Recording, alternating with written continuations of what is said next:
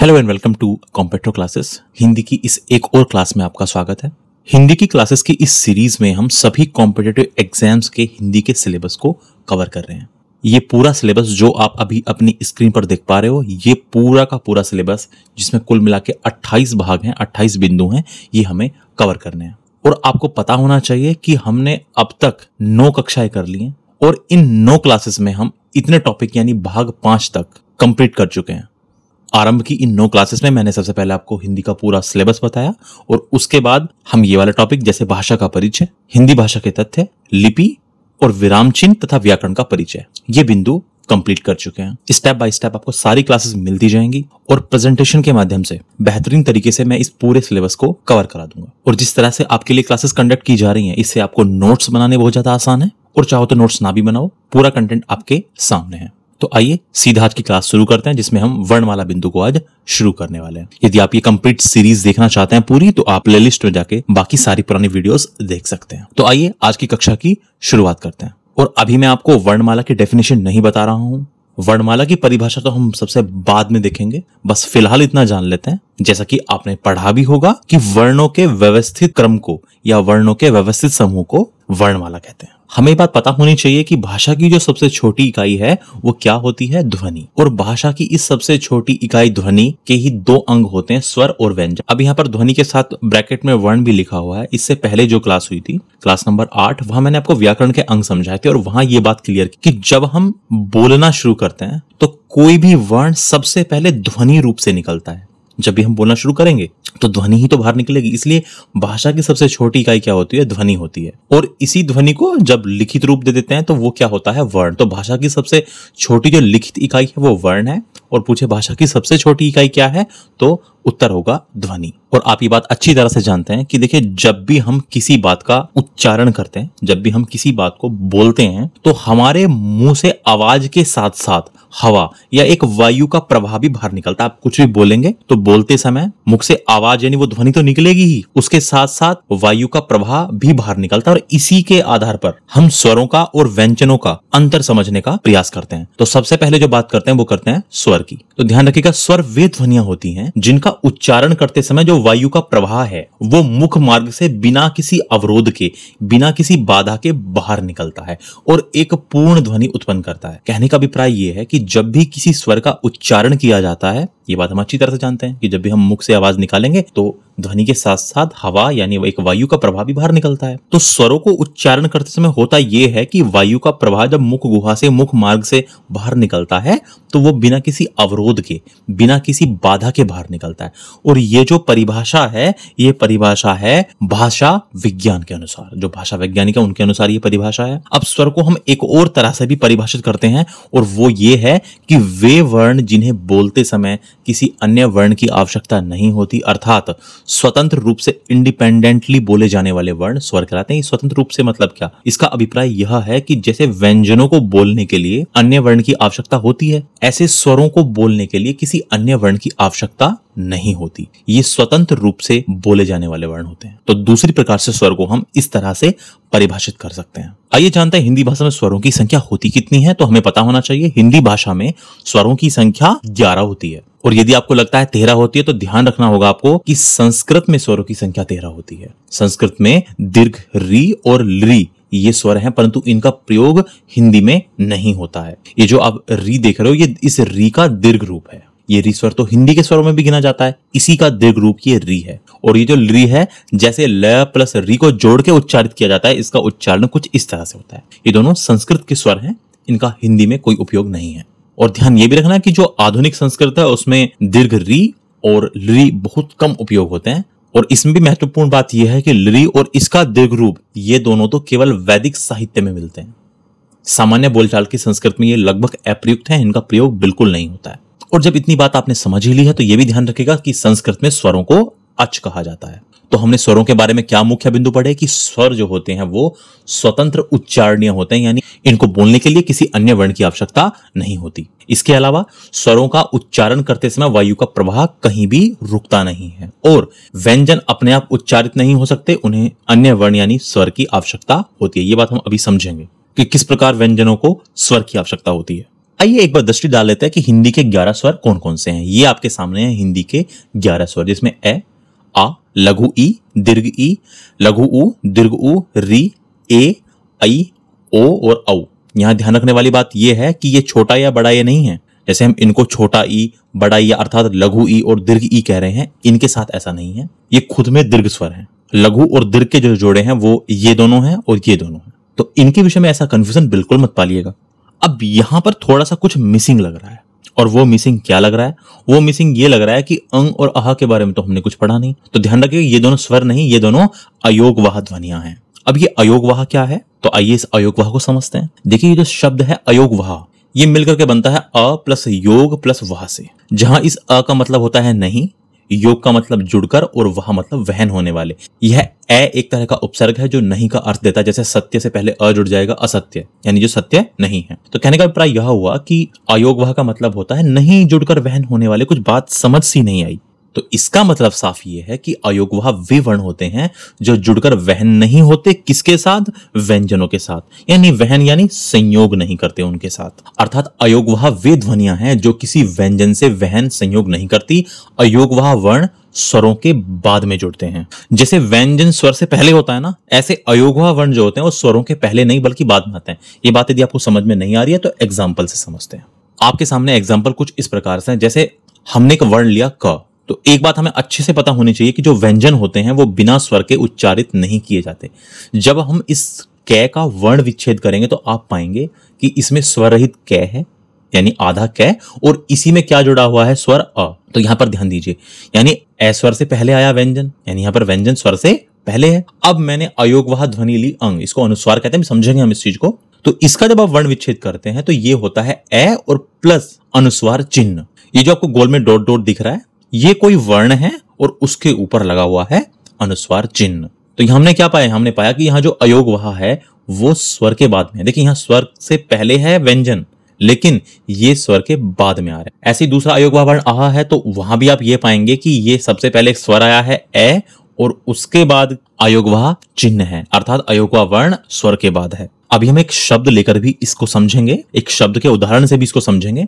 तो हमने यहां पर यह पाया कि हम ऐसा भी कह सकते हैं कि अयोगवाह वर्णों का प्रयोग केवल स्वरों पर किया जाता है, व्यंजनों पर इनका प्रयोग होता ही नहीं है। अब आपको लगता होगा कि नहीं, हमने तो ऐसे शब्द देखे हैं कि व्यंजन के ऊपर अयोगवाह की मात्रा लगती है, अयोगवाह चिन्ह लगता है। तो चलिए इस बात को एक उदाहरण से समझते हैं। जैसे हमने एक शब्द लिया कंघा। अब इस शब्द का जब आप विच्छेद करेंगे तो आप ये पाएंगे कि क और इसमें स्वर है ए। अब ये जो अयोगवाह ध्वनि का चिन्ह लगा हुआ है वास्तव में अनुस्वार है, इसको अनुस्वार कहते हैं, इसको विसर्ग बोलते हैं। तो ये जो अनुस्वार चिन्ह लगा हुआ है, तो आप ये क्या पा रहे हैं? हम ये पा रहे हैं कि ये इस कै व्यंजन पर नहीं लगा हुआ है, ये लगा हुआ है इस ए स्वर पर। इसीलिए हमने कहा कि अयोगवाह वर्णों का प्रयोग केवल स्वरों पर किया जाता है। ऐसे हमने एक और शब्द लिया रंग। अब यहां तो देखने में हमें ऐसा लग रहा है कि ये रै के ऊपर लगा हुआ है अनुस्वार चिन्ह, लेकिन ऐसा नहीं है। आप इसका शब्द विच्छेद करिए तो आप पाएंगे स्वर रहित र और इसी में जुड़ा हुआ है ए। तो ये कहां पर लगा हुआ है? ये लगा हुआ है इस स्वर ए पर। और बाकी बात नहीं बचा, फिर ग, इसमें भी ए स्वर जुड़ा हुआ है। तो व्यंजनों के संबंध में तो आपने एक बात यहां पर ध्यान दी कि व्यंजन जो है वो तो स्वर से पहले आ रहा है, लेकिन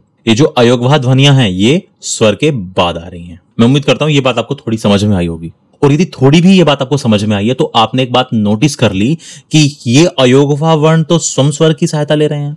अब क्योंकि ये अयोगवाह वर्ण स्वम स्वर की सहायता ले रहे हैं, इसलिए ये स्वर नहीं है। हिंदी में केवल 11 स्वर हैं। तो फिर अब इन अयोगवाह वर्ण को क्या कहें? इस अंग को और आहा को, अनुस्वार और विसर्ग को हम क्या कहें? स्वर कहें कि व्यंजन कहें? तो ध्यान रखिएगा, हम इनको कह सकते हैं कि अयोगवाह वर्ण वे हैं जो न तो स्वर हैं और न ही व्यंजन हैं, परंतु ये स्वरों के सहारे चलते हैं। और अब आपको इन दोनों के अलग अलग नाम भी पता होने चाहिए। तो ध्यान रखिएगा, इस अंग को कहते हैं अनुस्वार या अनुनासिक और इस आहा को कहते हैं विसर्ग। अब ये अनुनासिक कहां से आ गया? तो इसके विषय में बिल्कुल परेशान मत होइए। जब केवल ये एक बिंदी होती है, एक डॉट होता है, तो ये अनुस्वार कहलाता है, और जब ये चंद्र बिंदु की तरह होता है तो ये अनुनासिक कहलाता है। इसको अभी हम थोड़ी देर में समझेंगे। लेकिन फिलहाल हमने पाया कि हिंदी में 2 अयोगवाह वर्ण होते हैं, अनुस्वार और विसर्ग। इनको अयोगवाह ध्वनियां कहते हैं। लेकिन इसके साथ साथ आपको यह भी पता होना चाहिए कि संस्कृत में इन दोनों के अलावा अवग्रह और ओंकार या प्रणव ये भी अयोगवाह वर्ण माने जाते हैं। हिंदी में नहीं माने जाते, हिंदी में 2 ही हैं। ये दोनों संस्कृत के हैं, हिंदी के 2 ही हैं। कौन कौन सा? ये अवग्रह जो हमें देखने में प्रतीत होता है उल्टा 2 या एस के जैसा, और इस अवग्रह चिन्ह का प्रयोग हम दीर्घ स्वर की मात्राओं को दिखाने के लिए करते हैं। थोड़ी देर में बात समझेंगे। तो ये तो बात रही संस्कृत की। और एक बहुत इंपॉर्टेंट बात यह है कि विसर्ग का प्रयोग हमेशा तत्सम शब्दों में होता है। तत्सम शब्द कौन से होते हैं? तत्सम शब्द वो होते हैं जो संस्कृत से सीधे सीधे हिंदी भाषा में प्रयोग किए जाते हैं, वो तत्सम शब्द होते हैं। और जो नए शब्द हिंदी भाषा में ही डेवलप हुए वो तद्भव शब्द होते हैं। तो यदि आपको कोई ऐसा शब्द दिखता है जिसमें विसर्ग का प्रयोग है तो वो हमेशा कैसा होगा? तत्सम शब्द होगा। बाकी तत्सम तद्भव को हम जब ये टॉपिक आएगा शब्द विचार वहां भली भांति प्रकार से पढ़ने वाले हैं। और जब तत्सम की बात हो ही गई है तो एक बात का और ध्यान रखना है आपको, री का प्रयोग केवल तत्सम शब्दों में होता है, इसलिए इसे तत्सम स्वर भी कहा जाता है। री स्वर का प्रयोग भी केवल तत्सम शब्दों में होता है, इसलिए हम री को तत्सम स्वर भी कहते हैं। परीक्षा में पूछा जाए तत्सम स्वर कौन सा है तो वो री है। अब इसके अलावा जो बाकी बचे 10 स्वर हैं वो तत्सम शब्दों में प्रयोग होते हैं और तद्भव शब्दों में भी प्रयोग होते हैं, दोनों तरह के शब्दों में प्रयोग होते हैं। आइए अब स्वरों की मात्राएं देख लेते हैं। तो स्वरों की मात्रा कहते किसे हैं? जब व्यंजन के साथ स्वर को लिखते हैं तो स्वर अपने वास्तविक रूप में न आकर जिस रूप में आते हैं उस रूप को स्वर की मात्रा कहते हैं। जब व्यंजन के बाद हमें स्वर लिखना है तो लिखते समय उस व्यंजन के बाद जो स्वर आता है वो स्वर अपने वास्तविक रूप में नहीं आता, बल्कि वो जिस रूप में आएगा उसी रूप को क्या कहते हैं? स्वर की मात्रा कहते हैं। जैसे एग्जाम्पल के लिए हमने एक शब्द लिया राधा, तो राधा को हम ऐसे नहीं लिखेंगे, पहले देखिए व्यंजन आ गया रे और उसके बाद वास्तविक रूप में अपने पूर्ण रूप में स्वर नहीं आएगा, नहीं, वो आएगा मात्रा के रूप में। तो जैसे हमने यहां पर लिखा राधा, तो यहां पर देखिए रे के बाद अपने पूर्ण रूप में स्वर है, दह के बाद पूर्ण रूप में स्वर है, ऐसे नहीं आएगा, ये मात्रा रूप में आएगा। तो रे के बाद जो आप ये देख रहे हैं यही है आ स्वर की मात्रा। और हिंदी के 11 स्वरों की मात्राएं कुछ इस प्रकार से हैं। ए की कोई मात्रा नहीं होती, ये मात्रा है आ की, ये लघु ई की, ये दीर्घ ई की, ये लघु उ, ये दीर्घ उ, ये री की मात्रा है जो नीचे लगती है। ये जो आपको गोल गोल डॉट डॉट में दिख रहा है ये कोई वर्ण होगा, फिर उस पर मात्रा कुछ इस प्रकार से लगी होती है। ए की मात्रा है, ये आई की है, ये ओ की है और ये औ की है। तो हिंदी के 11 स्वरों की मात्राएं तो कुछ इस प्रकार से हो गई। अब हमारे 2 बच गए अयोगवाह वर्ण, उनके चिन्ह और देख लेते हैं। जो पहली अयोगवाह ध्वनि है अंग, उसके चिन्ह है अनुस्वार और अनुनासिक। ये अनुस्वार चिन्ह है और ये अनुनासिक चिन्ह है। इसको तो कहते हैं अनुस्वार, इसको कहते हैं अनुनासिक या चंद्र बिंदु। और यहां ध्यान रखने वाली बात यह है कि ये जो चंद्र बिंदु है इसका प्रयोग केवल हिंदी भाषा के शब्दों में होता है। कहने का मतलब जिस शब्द के ऊपर चंद्र बिंदु का प्रयोग होगा वो तद्भव शब्द होगा। और जो दूसरी अयोगवाह ध्वनि है उसको हम कहते हैं विसर्ग और उसका चिन्ह होता है कुछ इस प्रकार से, कोई वर्ण होता है और उसके बाद में इस तरह से आपको 2 डॉट लगे दिखते हैं, इसको हम बोलते हैं विसर्ग। अब यहां पर मैं एक फालतू बात आपको और बता रहा हूं और वो फालतू बात है ये कि ये ओ कहां से आ गया। इसको हम बोलते हैं अर्धचंद्र बिंदु, इसको अर्धचंद्र बिंदु चिन्ह कहा जाता है। अब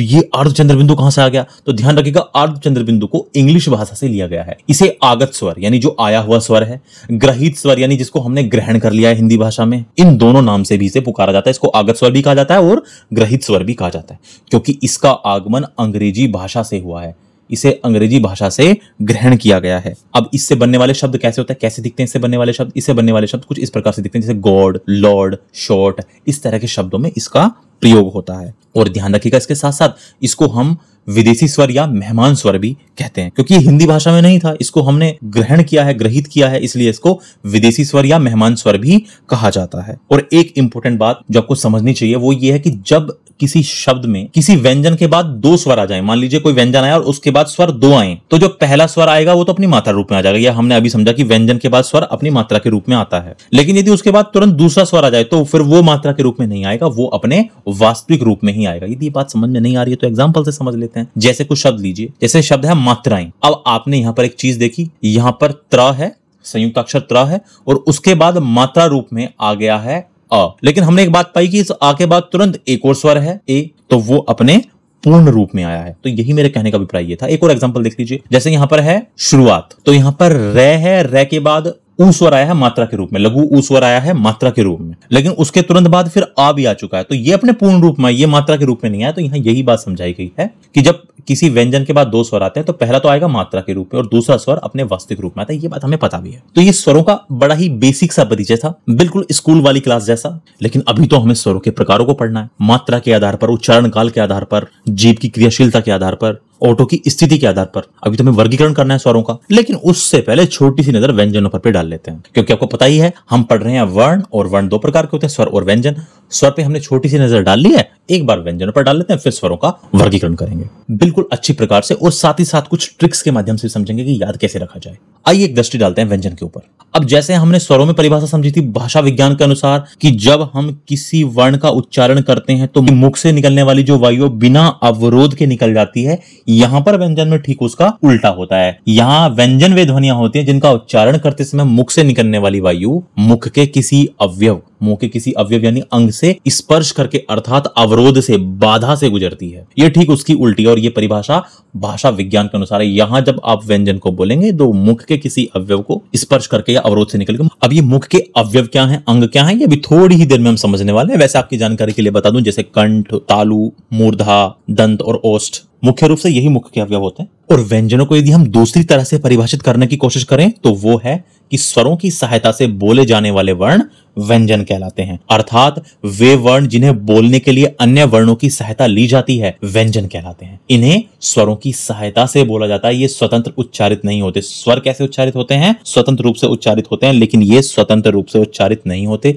जहां स्वरों की संख्या 11 है, इनकी संख्या 33 है। हिंदी भाषा में व्यंजनों की संख्या कितनी है, 33 है। 33 व्यंजन कौन कौन से हैं, ये जो अभी आपके सामने स्क्रीन पर दिख रहे हैं, यही हिंदी के 33 व्यंजन है। लेकिन रुकें, क्या आपने 37 भी पढ़ा है, क्या आपने कहीं 39 भी पढ़ा है? अब यदि आपने पढ़ा है तो हम कई बार पुस्तकों में पढ़ते ही हैं कि व्यंजनों की संख्या 37 है। तो जब व्यंजनों की संख्या 37 होती है तो उस 33 में ये चारों और जुड़ जाते हैं। ये संयुक्त अक्षर होते हैं, क्ष, त्र, ज्ञ और श। ये चारों संयुक्त अक्षर भी जब शामिल हो जाते हैं 33 में तो संख्या हो जाती है 37। फिर 39 कैसे होती है, उसमें उच्छिप्त व्यंजन अड़ा और अढ़ा, ये समझेंगे ये उच्छिप्त क्या होते हैं, लेकिन जानकारी के लिए समझ लीजिए उन दोनों को भी जोड़ दिया जाता है तो जोड़ करके संख्या हो जाती है 39। तो 39 ये व्यंजन और 11 स्वर जोड़ करके 52 बैठ जाते हैं। लेकिन अभी इस पे नहीं आना, इसको तो मैं डिटेल में समझाऊंगा आपको। हिंदी के वर्णों की संख्या तो हम आराम से डिटेल में समझेंगे, क्योंकि अभी याद रखिए मैंने आपको वर्णमाला की परिभाषा तक भी नहीं बताई है, सीधा वर्ण को स्टार्ट कर दिया है। हम हिंदी वर्णमाला के एक एक वर्ण को समझेंगे। लेकिन यदि प्रश्न है कि हिंदी भाषा में व्यंजनों की संख्या कितनी है तो 33 है, स्वरों की संख्या कितनी है, 11 है। अब यहाँ पर एक शब्द आ ही गया है संयुक्त अक्षर, तो एक बार इसके ऊपर दृष्टि डाल लेते हैं। अभी डिटेल नहीं देख रहे, बस केवल दृष्टि डाल लेते हैं। संयुक्त अक्षर को मैं व्यंजनों के वर्गीकरण के बाद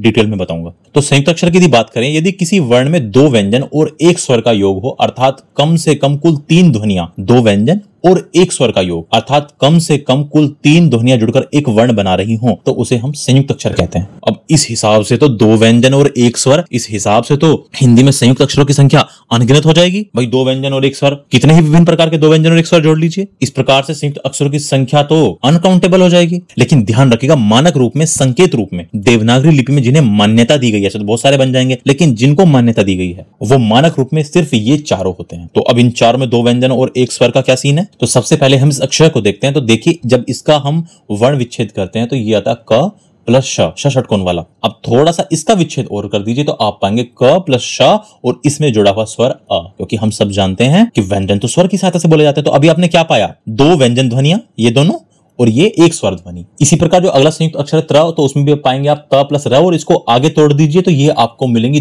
2 व्यंजन ध्वनियां और 1 स्वर ध्वनि, क्योंकि इस र में अ स्वर जुड़ा हुआ है। इसी प्रकार आप पाएंगे ज्ञ में ये होता है ज प्लस य, आगे तोड़ दीजिए तो आप ये पाएंगे कि 2 व्यंजन ध्वनियां और 1 स्वर ध्वनि। और इसी प्रकार श में आप पाएंगे श प्लस र, और आगे तोड़ दीजिए 2 व्यंजन ध्वनि आपको देखने को मिलेंगी और 1 स्वर ध्वनि आपको देखने को मिलेगी। इसीलिए इनको संयुक्त अक्षर कहा जाता है। और ध्यान रखिएगा, अभी हमने थोड़ी देर पहले समझा था कि संस्कृत में स्वरों को अच कहा जाता है और व्यंजनों को कहते हैं हल। संस्कृत व्याकरण में स्वरों को अच और व्यंजनों को हल। अभी आपके मन में आ रहा होगा कि संस्कृत वाली बात बार बार क्यों बताई जा रही है। ये बात बार बार इसलिए बताई जा रही है क्योंकि ऐसा प्रश्नों में पूछा जा चुका है कि संस्कृत में स्वरों को क्या कहते हैं, व्यंजनों को क्या कहते हैं। और इसके साथ साथ एक बात और नोट कर लीजिएगा, अब क्योंकि मैं आपको तत्सम तद्भव के फैक्ट भी साथ साथ बताता हुआ चल रहा हूं, तो इसके साथ साथ आप एक ये बात भी नोट कर लीजिएगा कि व्यंजन अंग, या और अणा, क्ष और ज्ञ, इनका प्रयोग तत्सम शब्दों में ही होता है। यदि आपको किसी शब्द में अंग दिख जाए, या दिख जाए, अणा दिख जाए, अक्षर दिख जाए या ज्ञ दिख जाए, तो ये मान लीजिएगा वो शब्द कैसा होगा, तत्सम शब्द। लेकिन इससे आपको हेल्प मिलेगी, तत्सम तद्भव को पहचानने में काफी हेल्प मिलेगी, इसलिए मैं ये बात आपको साथ साथ बताता हुआ चल रहा हूँ। तो अभी मैंने आपको कहा ही था कि व्यंजनों पर हम बिल्कुल एक छोटी सी दृष्टि डाल रहे हैं, तो अब हमने वो छोटी सी दृष्टि डाल ली है। अब हम आते हैं स्वरों के वर्गीकरण पर, जो हमारी इस क्लास का मेन की फैक्टर है। तो आइए बात करते हैं स्वरों के वर्गीकरण की, या कह सकते हैं आप स्वरों के प्रकार। स्वरों का जो सबसे पहला वर्गीकरण हम करेंगे वो करेंगे मात्रा या उच्चारण में लगने वाले समय के आधार पर। कहने का मतलब मात्रा में लगने वाले समय के आधार पर, या आप कह सकते हैं उच्चारण में लगने वाले समय के आधार पर। एक वर्गीकरण उच्चारण स्थान के आधार पर भी होता है, वो भी हम करेंगे, लेकिन ये वाला जो वर्गीकरण है वो है मात्रा में लगने वाले समय के आधार पर या उच्चारण में लगने वाले समय के आधार पर। अब ये क्या है, देखिए, स्वरों की मात्राएं छोटी या बड़ी तथा किस स्वर को बोलने में बहुत कम समय लगता है और किस स्वर को बोलने में अधिक समय लगता है, इसी बात के आधार पर हमने हिंदी के स्वरों को 2 भागों में बांट लिया है। स्वरों की मात्राओं के आधार पर कि वो लघु है या दीर्घ है, और किस स्वर को बोलने में बहुत कम समय लगता है या किसी स्वर को बोलने में ज्यादा समय लगता है। इसी बात के आधार पर हमने स्वरों को 2 भागों में बांट लिया, और वो 2 भाग हैं ह्रस्व स्वर और दीर्घ स्वर। लेकिन रुकिए रुकिए रुकिए रुकिए, क्या कुछ छोटा हुआ है? बिल्कुल छोटा हुआ है, एक चीज छूट गई, प्लुत स्वर। अब इसको हमने ऐसे क्यों लिखा है अलग से? अब ध्यान रखिएगा, यहाँ समझने वाली बात यह है कि प्लुत स्वरों का प्रयोग हिंदी में नहीं होता है, ये हिंदी में नहीं माने जाते हैं। हिंदी में मात्रा या उच्चारण में लगने वाले समय के आधार पर 2 ही प्रकार के हैं, ह्रस्व और दीर्घ। तो फिर प्लुत क्यों लिख दिया हमने यहाँ? वो प्लुत इसलिए लिख दिया क्योंकि एग्जाम लेने वाली संस्था को इससे बड़ा प्रेम है। अब भले ही ये हिंदी में नहीं है, लेकिन इससे प्रश्न परीक्षाओं में बार बार पूछे गए हैं, तो इसको छोड़ा नहीं जा सकता। तो यहाँ हम इन तीनों के बारे में समझेंगे, ह्रस्व के बारे में भी, दीर्घ के बारे में भी और प्लुत स्वर के बारे में भी। सबसे पहले से बात करते हैं ह्रस्व स्वर की। और इस ह्रस्व स्वर को और भी कई नामों से जाना जाता है, जैसे इनको हम लघु स्वर भी कहते हैं, इनको छोटे स्वर भी कहते हैं, इनको एक मात्रिक यानी एक मात्रा वाले स्वर भी कहते हैं, और इनको मूल स्वर भी कहा जाता है। और ह्रस्व स्वर कहते किसे हैं? वे स्वर जिनकी एक मात्रा मानी जाती है, या ऐसे भी कह सकते हैं जिन्हें बोलने में कम समय, कम मतलब कितना, एक मात्रा का समय लगता है, उन्हें ह्रस्व स्वर कहते हैं। ह्रस्व स्वर किसको कहा जाता है? जिनकी एक मात्रा मानी जाती है या जिन्हें बोलने में एक मात्रा के जितना समय लगता है, उन्हें हम ह्रस्व स्वर कहते हैं। ह्रस्व स्वर कितने होते हैं? ये होते हैं 4। अब हम जानते हैं 11 तो स्वर ही हैं हिंदी में, तो इन 4 के अलावा बचे कितने? 7। ये 7 दीर्घ स्वर हैं। ह्रस्व स्वर हैं 4 और बाकी 7 दीर्घ स्वर हैं। ये 4 ह्रस्व स्वर कौन कौन से हैं? तो ये 4 ह्रस्व स्वर हैं ए, लघु ई, लघु ऊ और री। ये चारों ह्रस्व स्वर हैं। तो फिर दीर्घ स्वर क्या होते हैं? तो ध्यान रखिएगा, दीर्घ स्वरों को हम गुरु स्वर, बड़े स्वर, द्विमात्रिक यानी 2 मात्रा वाले स्वर और संधि स्वर भी कहते हैं। बात करें परिभाषा की, तो जिन स्वरों के उच्चारण में लघु स्वर से दुगना समय लगता है, उन्हें दीर्घ स्वर कहते हैं। लघु स्वर को बोलने में जितना समय लगता है, उसके मुकाबले इन्हें बोलने में दुगना समय लगता है। या इस बात को आप इस प्रकार से भी कह सकते हैं कि वे स्वर जिनकी 2 मात्राएं मानी जाती हैं या जिन्हें बोलने में अधिक समय, अधिक मतलब कितना, 2 मात्राओं का समय लगता है, उन्हें दीर्घ स्वर कहते हैं। अभी हमने समझा था कि लघु स्वर 4 हैं, तो दीर्घ स्वर कितने हो गए? 7। भाई ह्रस्व 4 हैं तो बचे हुए 7 दीर्घ हो गए। और ये 7 कौन कौन से हैं? ये 7 हैं आ, दीर्घ ई, दीर्घ ऊ, ए, आई, ओ और औ। अब इस दीर्घ स्वर में ही यहां पर आपको दिख रहा है संधि स्वर। इस दीर्घ स्वर में ही 2 कैटेगरी हैं, एक तो है सजातीय संधि स्वर, और ये सजातीय संधि स्वर होते कौन कौन से? ये होते हैं आ, दीर्घ ई और दीर्घ ऊ। अब इनको सजातीय संधि स्वर क्यों कह दिया? क्योंकि इन तीनों का निर्माण दीर्घ संधि से होता है। इन तीनों का जो निर्माण होता है वो दीर्घ संधि से होता है, और ये तीनों एक जैसे स्वरों के संयोग से बनते हैं। ये आ, दीर्घ ई और दीर्घ ऊ, ये एक जैसे स्वरों के संयोग से बनते हैं। दीर्घ संधि में हम इसको पढ़ेंगे। उदाहरण के लिए अभी फिलहाल आप एक बात समझिए, जैसे ए प्लस ए के योग से बन जाता है आ, लघु ई प्लस लघु ई के योग से बन जाता है दीर्घ ई, और लघु ऊ और लघु ऊ के योग से बन जाता है दीर्घ ऊ। तो इस प्रकार इनका जो निर्माण होता है वो दीर्घ संधि में होता है और एक जैसे स्वरों के योग से हो रहा है, इसलिए इनको सजातीय यानी समान जातीय संधि स्वर कहते हैं। और इन तीनों को हम वास्तविक दीर्घ स्वर भी कहते हैं। इन तीनों को वास्तविक दीर्घ स्वर भी कहा जाता है। अब ये तीनों सजातीय हो गए, तो फिर विजातीय कौन से हैं? तो अगले हैं विजातीय संधि स्वर, और ये होते हैं 4। कौन कौन से? इनमें से 2 तो हैं ए और आई। इन दोनों का निर्माण होता है गुण संधि में, और इसके अलावा है ओ और औ। इनका निर्माण किस संधि में होता है? वृद्धि संधि में। ये संधि में समझा जाएगा। और ये किन किन के संयोग से बनते हैं? ये बनते हैं जैसे ए और लघु ई से बन जाता है ए और ए से बन जाता है आई, ए और लघु ऊ से बन जाता है ओ, और ए और ओ से बन जाता है औ। तो इन चारों को हम क्या कहते हैं? इन चारों को विजातीय संधि स्वर कहते हैं। इन चारों को विजातीय संधि स्वर कहा जाता है। और इसके साथ साथ वे स्वर जो अलग अलग स्वरों के संयोग से बनते हैं, इन्हें संयुक्त स्वर भी कहते हैं। चूंकि ये अलग अलग स्वरों के संयोग से बन रहे हैं, तो इनको हम संयुक्त स्वर भी कहते हैं। अब आते हैं प्लुत स्वर के ऊपर। तो प्लुत स्वर किसे कहते हैं? जिन स्वरों के उच्चारण में दीर्घ स्वरों से भी अधिक समय लगता है, उन्हें प्लुत स्वर कहा जाता है। कहने का मतलब सबसे कम समय तो लगता है ह्रस्व स्वर में 1 मात्रा के बराबर, उससे ज्यादा समय लगता है दीर्घ स्वर में 2 मात्रा के बराबर, और प्लुत स्वर में तो दीर्घ स्वरों से भी अधिक समय लगता है। इसको थोड़ा और समझते हैं। यदि किसी स्वर को लगातार लंबे समय तक बोल दिया जाए तो वह प्लुत स्वर बन जाता है। अर्थात ये वे स्वर होते हैं जिनको लंबे समय तक उच्चारित किया जाता है। लंबे समय तक मतलब कितना लंबे समय तक? तो ध्यान रखिएगा, जब किसी स्वर का उच्चारण 3 मात्राओं तक, ह्रस्व का 1 मात्रा, दीर्घ का 2 मात्रा और प्लुत का कम से कम 3 मात्राओं तक खींचकर किया जाता है, तो उसे प्लुत स्वर कहते हैं। और इसे इस तरह से अवग्रह चिन्ह से, या ये जो 3 लिखा है, इस तरह से इसको डिनोट किया जाता है, प्रदर्शित किया जाता है। तो समझने वाली बात यह है कि जो लघु स्वर हैं उनको बोलने में 1 मात्रा का समय लगता है, दीर्घ स्वर 2 मात्राओं के बराबर, और प्लुत स्वर 3 मात्रा या 3 से अधिक समय। अब ये मात्रा वाली बात तो समझ में आती है। अब बात यह है कि प्लुत स्वर बनता कैसे है। तो प्लुत स्वर किस प्रकार से बनता है ये जान लेते हैं। किसी व्यक्ति को जोर से आवाज लगाकर बुलाने में जो स्वर होता है वो प्लुत रूप धारण कर लेता है जब हम किसी स्वर को खींच करके बोल देते हैं।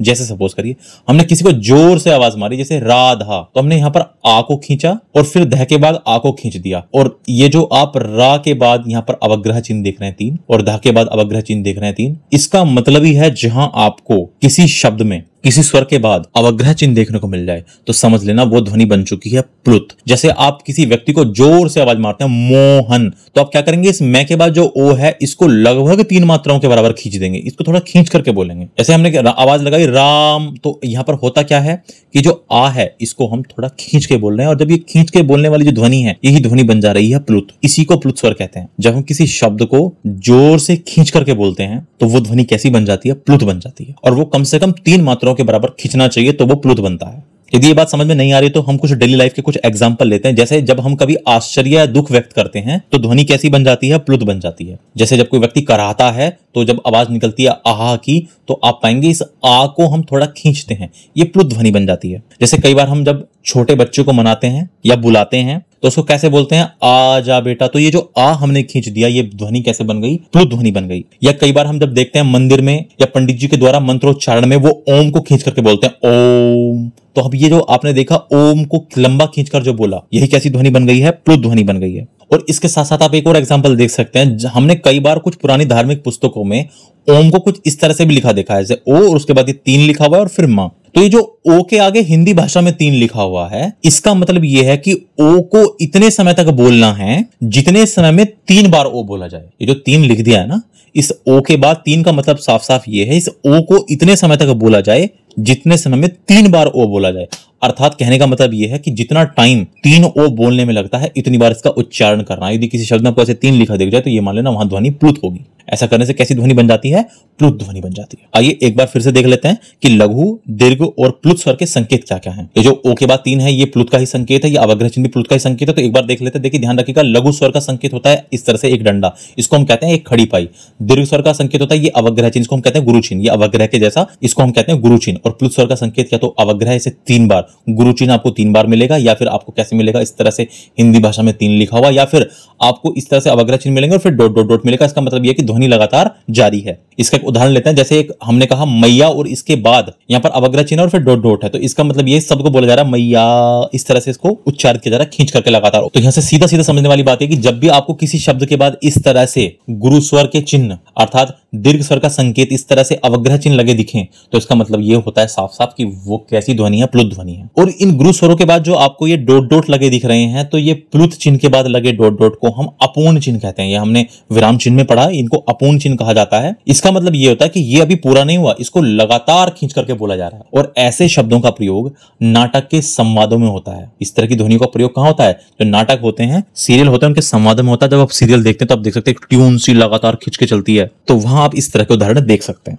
इसके अलावा एक डेली लाइफ का एग्जांपल और भी है कि यदि खाली कमरे में खड़ा व्यक्ति कुछ बोलता है तो कमरे में आवाज कंपन करती है, गूंजती है, तो वो जो आवाज की गूंज है, वो जो ध्वनि उत्पन्न करती है, वो ध्वनि भी कैसी होती है, प्लुत ध्वनि ही होती है। आइए जान लेते हैं प्लुत स्वरों के प्रकार। तो प्लुत स्वरों के जो प्रकार होते हैं वो होते हैं 8। प्लुत स्वरों की संख्या कितनी होती है, 8 होती है। और ये 8 कौन कौन से हैं, एक तो है ए, ये ह्रस्व स्वर, और इसके अलावा 7 दीर्घ स्वर। तो कुल मिला के संख्या कितनी हो गई, 8। अब इसमें कुछ मिसिंग है, बिल्कुल है। इसमें लघु ई नहीं दिख रहा है, इसमें लघु ऊ नहीं है, और इसमें री नहीं है। ये क्यों नहीं है, देखिए इसमें लघु ई, दीर्घ ऊ और री को प्लुत स्वर में इसलिए शामिल नहीं किया गया क्योंकि देखिए यदि आप ई को लगातार लंबे समय तक बोलते हैं तो ये पहले प्लुत बनने से पहले दीर्घ ई बनता है और फिर वो दीर्घ ई प्लुत बनेगा। नहीं समझ में आई बात, इस बात को उदाहरण से समझते हैं। जैसे मान लीजिए हमने लघु ई लिया और उसको बोलना शुरू किया ई, तो जैसे ही आप 2 बार बोल देंगे, अब हमें पता है कि हमने दीर्घ संधि में ई प्लस ई के योग से क्या बन जाता है, दीर्घ ई बन जाता है। तो जैसे ही इसको 2 मात्राओं के बराबर बोला जाता है, तो जैसे इसको 2 मात्राओं के बराबर बोला जाएगा, ये कन्वर्ट हो जाएगा दीर्घ वाले में, दीर्घ ई में कन्वर्ट हो गया। और अब जो प्लुत बनेगा, अब जो प्लुत ध्वनि बनेगी वो अब ये दीर्घ ई बनेगा, ना कि ये लघु वाला। बात आई समझ। तो इसलिए ये लघु ई प्लुत ध्वनि में शामिल नहीं होता। इसी प्रकार इसी तरह से जब आप लघु ऊ का उच्चारण करेंगे तो जैसे ही 2 बार उच्चारण कर देंगे, यानी 2 मात्राओं के बराबर खींच देंगे उसको, तो वो पहले क्या बन जाता है, वो बन जाता है दीर्घ। ये दीर्घ उ बन जाएगा, और अब ये दीर्घ उ प्लुत में कन्वर्ट होगा, ना कि लघु उ। और इसी प्रकार री, जब 2 री के बराबर आप इसको बोल देंगे तो ये बन जाएगा दीर्घ री। अब ये तो आपने हिंदी में देखा नहीं है, ये बिल्कुल ये हिंदी में नहीं होता है, ये दीर्घ री है, केवल संस्कृत का स्वर है, हिंदी में इसको शामिल नहीं किया गया है। तो जब इसको 2 बार तक खींचकर बोल देंगे तो ये 2 बार में बन जाएगा दीर्घ री, और अब जो प्लुत बनेगा वो दीर्घ री बनेगा, ना कि ये लघु। इसलिए इन तीनों को, लघु ई को, लघु उ को और री को प्लुत में शामिल नहीं किया गया है। तो बात ये आती है, फिर इस ह्रस्व स्वर ए को क्यों शामिल कर लिया गया, जब ये लघु ई, लघु उ और री नहीं है? तो ये इसमें क्यों शामिल है? ये इसमें इसलिए शामिल है क्योंकि ए को कितनी भी देर तक उच्चारित करें वह ए ही रहता है। आप देखिए, ए आप बोलेंगे तो इसकी ध्वनि ए ही होगी। अब आप कहेंगे आपने तो ए प्लस ए आ बताया था। देखिए, जब ए को आप इस तरह उच्चारित कर देंगे ए, तो ये ध्वनि आ की दे ही नहीं रहा। यहाँ बात ध्वनि की है। अब आपके मन में ये प्रश्न आ सकता है कि ए प्लस ए तो आ हो जाता है संधि में, लेकिन बात समझिए, बात संधि की नहीं, बात हो रही है ध्वनि की। जब आप ए का उच्चारण करने लगते हैं तो क्या कहीं से आ की ध्वनि आ रही है? लेकिन आप यहाँ उच्चारण करके देखिए, जैसे आप ई का उच्चारण करेंगे तो ई जैसे खिंचेगा, ई जैसे खिंचेगा वो क्या बन जाएगा? वो दीर्घ ई बन जाएगा। भाई इन दोनों के बोलने में फर्क क्या है? जब हम लघु ई को बोलते हैं तो थोड़ा जल्दी बोल देते हैं। अब यदि ये बात आपके समझ में नहीं आ रही है उच्चारण के समय वाली, तो मैं एक बार आपको फिर से समझाता हूं। देखिए, जैसे आप ई को बोलेंगे, आपने बोला ई, तो जैसे ही खिंचा तो ये दीर्घ बन जाता है। आइए, ये बात यदि फिर भी समझ में नहीं आ रही है तो इसको एक एग्जांपल से समझते हैं। और हमने यहां पर ह्रस्व और दीर्घ स्वर से युक्त उच्चारण के आधार पर 2 उदाहरण लिए हैं, और मैं यहां पर ई का ही उच्चारण आपको समझाने का प्रयास करता हूं। अब यहां पर देखिए, इस शब्द में 2 बार लघु ई की मात्रा लगी हुई है, एक बार कै के ऊपर और एक बार लै के ऊपर। तो इसको आप कैसे बोलेंगे? किस लिए? जल्दी से बोल दिया हमने, किस लिए। अब यहां पर देखिए, यहां पर दीर्घ की मात्रा है, तो क्या आपको इसको भी किस लिए बोल देंगे? नहीं, यह है किस लिए। तो हमने पाया कि यहां उच्चारण काल में ज्यादा समय लग रहा है, तो मैंने इसलिए कहा कि जब आप लघु ई को खींच करके बोलेंगे, अब मान लीजिए ये शब्द है किस लिए, अब आप इसी शब्द को खींच करके बोल दीजिए, इसकी ई की मात्राओं को किस लिए। तो आप मुझे एक बात बताइए, जो आपने दूसरी बार में किस लिए दोहराया है, क्या आप इसको लिखने में अभी भी इसी प्रकार से लिखेंगे? नहीं, इस प्रकार से लिखा जाएगा। ई की मात्रा को आप खींच दे रहे हैं तो वो क्या बन जाएगी? दीर्घ बनेगी। पहले ए के साथ में ऐसा नहीं हो रहा है, ए के साथ में जब हम बोल रहे हैं तो ध्वनि ए ही आ रही है, वो आ नहीं हो रही, इसलिए इसको प्लुत स्वर में शामिल कर लिया गया है। मैं उम्मीद कर रहा हूं ये बात आपको समझ आई हो। अब जैसा कि मैंने आपको पहले ही कहा था कि प्लुत स्वर वास्तव में संस्कृत की परंपरा में माने जाते हैं, इनको हिंदी में नहीं माना जाता। अर्थात कहने का मतलब यह है कि आधुनिक हिंदी में प्लुत स्वरों का कोई स्वतंत्र स्थान नहीं माना जाता। हिंदी व्याकरण में स्वरों की 2 ही श्रेणियां मानी जाती हैं, ह्रस्व और दीर्घ। हालांकि व्यवहार में प्रैक्टिकली जब हम किसी को पुकारते हैं, जैसे अरे, ओ राम, तब हम प्लुत स्वर जैसा उच्चारण करते हैं। प्रैक्टिकली तो हम हिंदी में जब किसी को पुकारते हैं तो हम प्लुत ध्वनि बन जाती है। अर्थात बोलचाल में हिंदी भाषा में हम कई बार स्वरों को खींचकर प्रयोग करते हैं जो प्लुत जैसा ही होता है, पर हिंदी के व्याकरण की पुस्तकों में इसे मान्यता नहीं दी गई। तो ये था हमारा पहला प्रकार, मात्रा या उच्चारण में लगने वाले समय के आधार पर हम स्वरों का वर्गीकरण कर रहे हैं। आइए अगला प्रकार देखते हैं, और अगला जो वर्गीकरण है वो है ओष्ठ की आकृति यानी होठों की आकृति के आधार पर, या ओठों की यानी होठों की स्थिति के आधार पर स्वरों का वर्गीकरण। और ध्यान रखने की बात यह है कि ओष्ठ की आकृति के आधार पर स्वर 2 प्रकार के होते हैं। एक होते हैं वृत्ताकार स्वर, जिनको हम व्रतमुखी भी कह सकते हैं, या और दूसरे होते हैं अवृत्ताकार स्वर, जिनको अवृतमुखी भी कहा जाता है। दोनों की परिभाषाओं को जान लेते हैं। वृत्ताकार स्वर कौन से होते हैं? वे स्वर जिनका उच्चारण करते समय जो होठ होते हैं वो व्रत की तरह गोल होते हुए प्रतीत होते हैं। वृत्ताकार या व्रतमुखी स्वर वो होते हैं जब इनको बोलते हैं, इन स्वरों को जब बोलेंगे तो जो हमारे होठ हैं वो आगे से थोड़ा गोल होते हुए प्रतीत होते हैं, तो उनको हम वृत्ताकार स्वर बोलते हैं। और अवृत्ताकार कौन से होते हैं? वे स्वर जिनका उच्चारण करते समय ओठ व्रत की तरह गोल होते प्रतीत नहीं होते,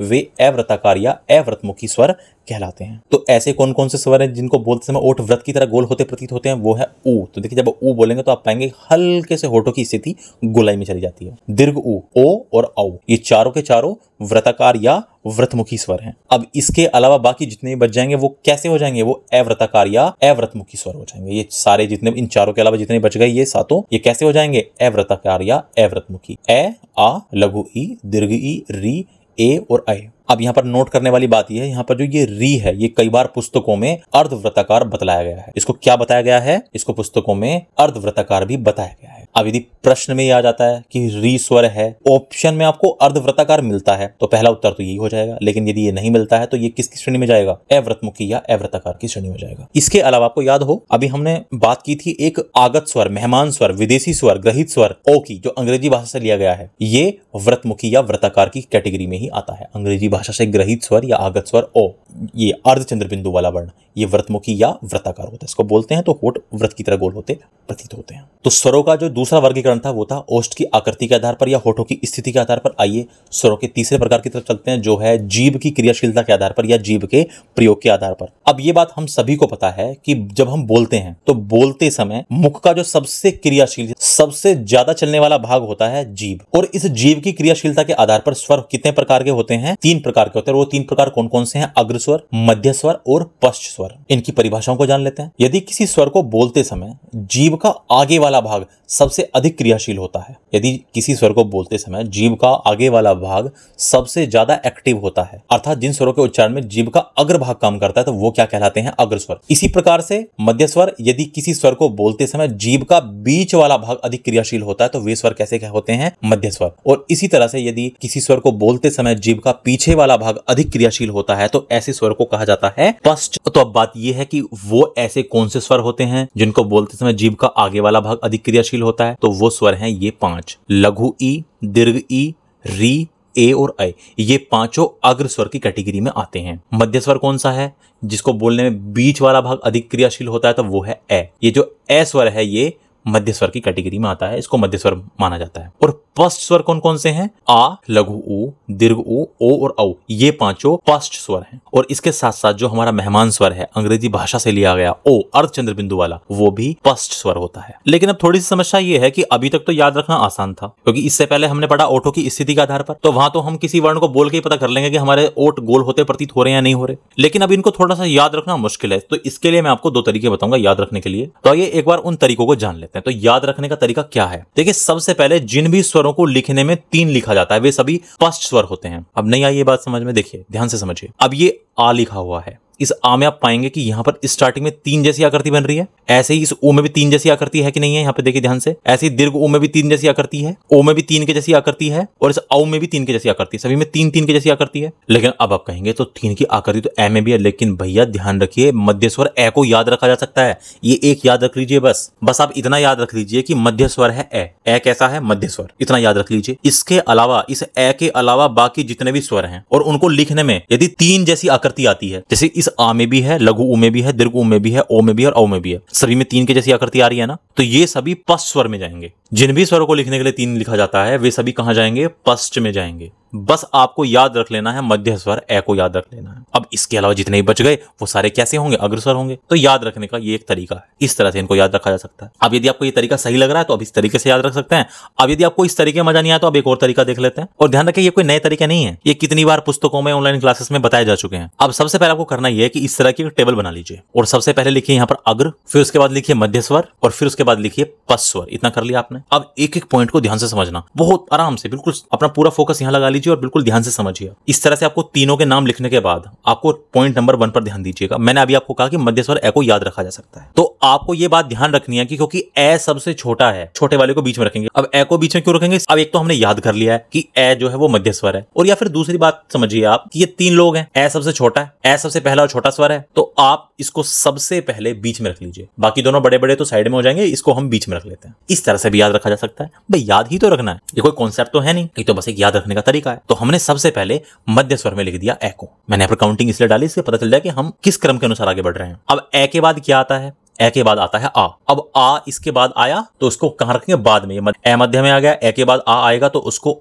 ए के बाद यानी पश्च में रखेंगे। आ को पश्च में रख लिया। अब इसके बाद वाला पॉइंट आपको ध्यान रखना है। अब इसके बाद जो एक जैसे स्वरों के जोड़े हैं, इसके बाद एक जैसे स्वरों के जोड़े, एक जैसे स्वरों के जोड़े मतलब जैसे लघु ई, दीर्घ ई, लघु ऊ, दीर्घ ऊ, इनको एक एक करके, एक बार अग्र में, एक बार पश्च में, एक बार अग्र में, एक बार पश्च में। नहीं बात समझिए, फिर समझिए। देखिए, एक जैसे स्वरों का जोड़ा अग्र व पश्च में रखें, फिर एक बार फिर अग्र में, फिर पश्च में। नहीं समझ में आई? समझिए। एक जैसे स्वरों का जोड़ा जैसे दीर्घ ई और लघु ई, इनको हमने एक साथ रख दिया अग्र में, पहले अग्र में रख दिया। अब अगले एक जैसे स्वरों का जोड़ा पश्च में रखेंगे, जैसे लघु ऊ और दीर्घ ऊ को एक साथ रख दिया, फिर अग्र में, दोबारा से फिर अग्र में, यहां पर हमने लग दिया ए और ऐ, और फिर एक बार अगले जोड़ा पश्च में ओ और औ। अब ध्यान देने वाली बात यह है कि ये एक जैसे स्वर तो नहीं है, लेकिन यहां हमें याद रखना है। उनका लुक तो हमें एक जैसा दिख रहा है ना यार, याद रखने की बात है। ध्यान रखिएगा, ये कोई कॉन्सेप्ट नहीं है, ये बस एक याद रखने का तरीका है। और अब इसके बाद में सबसे लास्ट में हमने पश्च में लिखा है, तो अब इसके बाद हम बचा हुआ जो री है उसको कहां लेके जाएंगे, अग्र में लेके जाएंगे। इस तरह से भी इसको याद रखा जा सकता है, लेकिन मेरे हिसाब से ये वाला तरीका ज्यादा आसान है। आप केवल ए को याद रख लीजिए,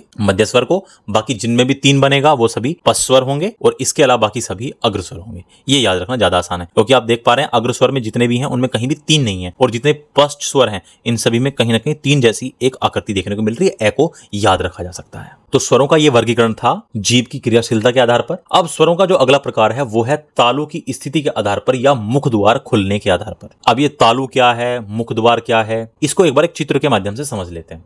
याद करिए जब क्लास की स्टार्टिंग हुई थी हमने मुख के अवयव की बात की थी, तो मैंने कहा था मुख के अवयव मैं आपको बताऊंगा। तो अभी आपके सामने एक चित्र है और इसी के माध्यम से हम मुख के अवयव समझने का प्रयास करते हैं। जब भी हम कुछ बोलने का प्रयास करते हैं तो सबसे पहले वो ध्वनि हमारे कंठ में पहुंचती है। तो सबसे पहला अवयव है कंठ। कंठ के बाद वो जाती है तालु तक। अब ये तालु क्या होता है, जीभ के ऊपर जो मुख का ऊपरी भाग है, जीभ के ऊपर ये हुई जीभ, और इस जीभ के ऊपर जो मुख का ऊपरी भाग है यही तालु होता है। तो उसके बाद ध्वनि जाती है तालु तक। तालु के बाद जाती है वो मूर्धा, मूर्धा यानी मसूढ़ों तक, मूर्धा अर्थात मसूढ़ों तक। फिर उसके बाद दंत यानी दांत, और फिर उसके बाद होठों से बाहर निकल जाती है। ये 5 प्रकार हैं मुख की स्थिति के, और इनकी आपको जरूरत पड़ने वाली है। तो इनका क्रम अच्छी प्रकार से याद रखिएगा। सबसे ज्यादा जरूरत इनकी आपको व्यंजनों में पड़ने वाली है। तो इनका क्रम क्या है, कंठ, फिर तालु, फिर मूर्धा, फिर दंत और फिर ओष्ठ। अब यहाँ जो हम स्वरों का वर्गीकरण कर रहे हैं वो तालु की स्थिति के आधार पर कर रहे हैं। यहाँ हमें 2 चीजों की जरूरत पड़ेगी, एक जीभ की और एक तालु की। यहाँ पर केवल हमें तालु की आवश्यकता है और एक जीभ की। इन दोनों की स्थिति के आधार पर ही हम यहाँ वर्गीकरण करेंगे, या आप कह सकते हैं मुख द्वार के खुलने के आधार पर। अब यहाँ पर स्थितियां बनती हैं 4। तालु की जो स्थितियां बनती हैं वो 4 प्रकार की बनती हैं, और उन 4 प्रकार के हिसाब से ही 4 प्रकार निकल के आएंगे स्वरों के। ठीक है, तो उन स्थितियों को एक बार हम समझ लेते हैं। पहली स्थिति क्या हो सकती है, पहली स्थिति ये हो सकती है कि ये हुआ तालु, और जब आप बोलेंगे तो वो जीभ जो है तालु को आगे से टच कर जाएगी, मसूढ़ों के थोड़ा पीछे ऊपर की तरफ। ठीक है,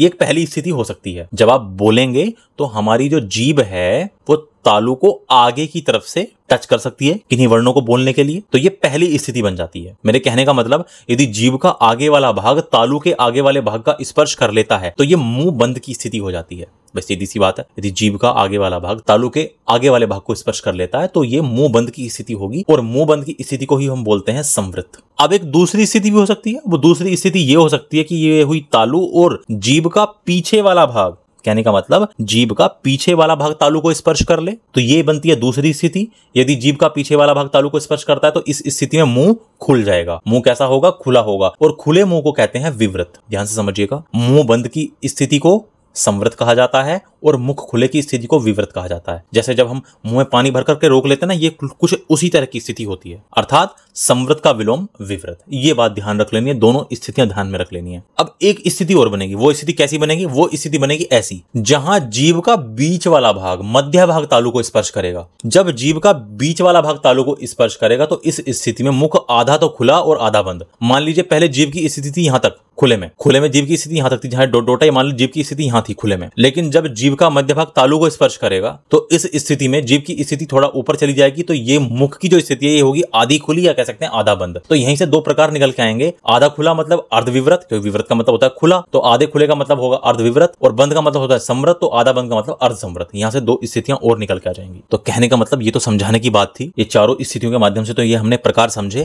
कहने का मतलब ये हुआ कि मुख द्वार खुलने के आधार पर स्वर 4 प्रकार के होते हैं। कौन कौन से, संवृत यानी क्लोज यानी बंद, अर्धसंवृत यानी हाफ क्लोज यानी आधा बंद, इसके बाद विवृत यानी ओपन, और इसके बाद अर्धविवृत यानी हाफ ओपन। ये 4 प्रकार निकल के आए, संवृत, अर्धसंवृत, विवृत और अर्धविवृत। अब ये होते क्या क्या हैं, जिन स्वरों के उच्चारण में मुख द्वार लगभग बंद रहता है तो उसको क्या कहेंगे, संवृत कहेंगे, और जिन स्वरों के उच्चारण में मुख द्वार आधा बंद रहता है वो अर्धसंवृत। भाई संवृत में पूरा बंद, अर्धसंवृत में आधा बंद। इसी प्रकार विवृत क्या होता है, जिन स्वरों के उच्चारण में मुख द्वार पूरा खुलता है वो विवृत, और जिन स्वरों के उच्चारण में मुख द्वार आधा खुलता है वो अर्धविवृत। अब बात आती है कि संवृत स्वर होते कौन कौन से हैं। तो लघु ई, दीर्घ ई, लघु उ, दीर्घ उ और री, ये 5 संवृत हैं। कौन कौन से, लघु ई, दीर्घ ई, उ और दीर्घ उ और री, ये संवृत हैं। अर्धसंवृत कौन कौन से होते हैं, अर्धसंवृत होते हैं ए और ओ, ये अर्धसंवृत होते हैं। ये दोनों कैसे होते हैं, हाफ क्लोज। विवृत स्वर कौन से होते हैं, विवृत स्वर केवल एक ही होता है आ। जब देखिए आप आ बोलिए तो आप पाएंगे आपका मुख द्वार सबसे ज्यादा खुल रहा है इसी में, ये विवृत है,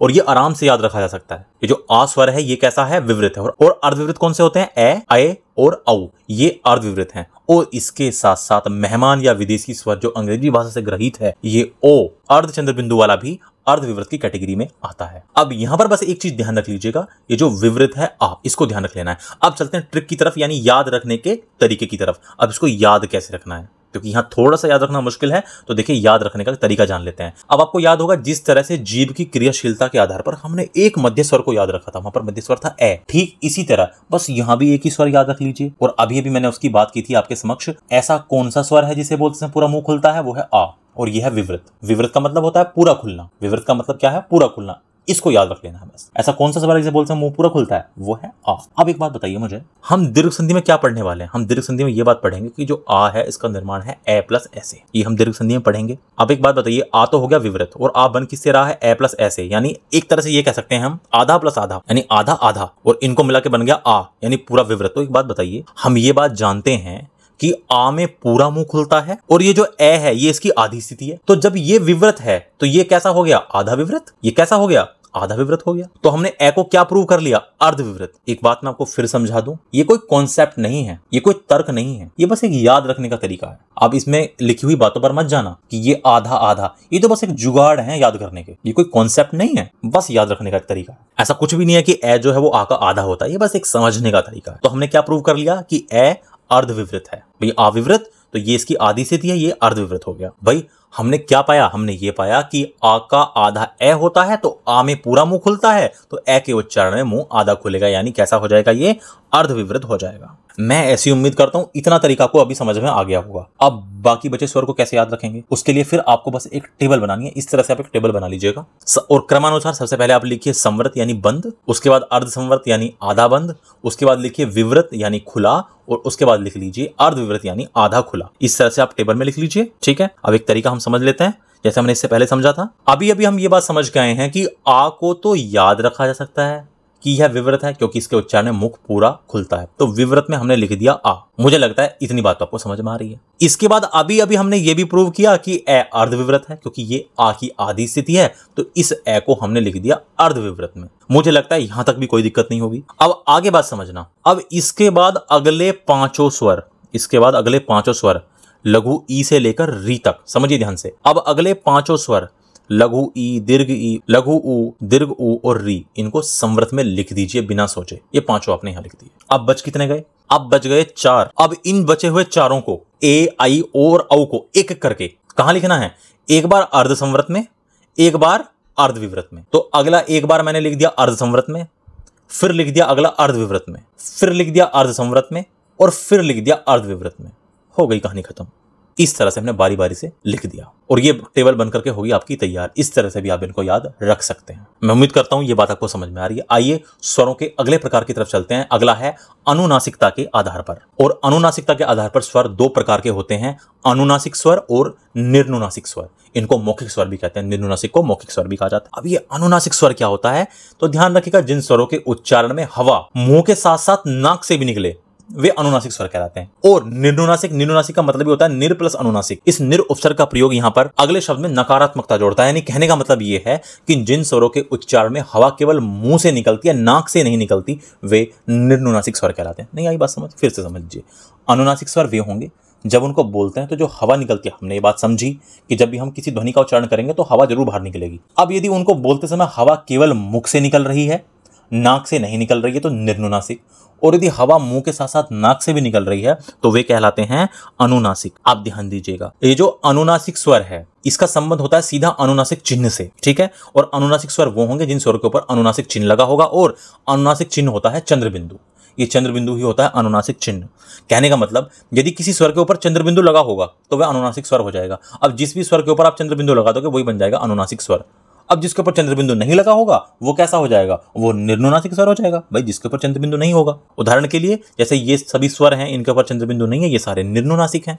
अर्थात वे स्वर जिन पर चंद्रबिंदु ना हो निर्नुनासिक, जिनके ऊपर चंद्रबिंदु हो वो कैसे हो जाएंगे, वो अनुनासिक। जैसे ये क्या है, ए, तो आप पाएंगे आवाज मुख से, हवा मुख से निकलेगा लेकिन नाक का भी इसमें सहारा लेना पड़ता है। तो इसको हम कहते हैं अनुनासिक स्वर। और बाकी जितने बच जाएंगे, मतलब जिनके ऊपर चंद्र बिंदु नहीं होगा, वो सभी निर्नुनासिक स्वर हो जाएंगे। अब अनुनासिक स्वर से संबंधित आपको कुछ बातें और ध्यान रख लेनी है।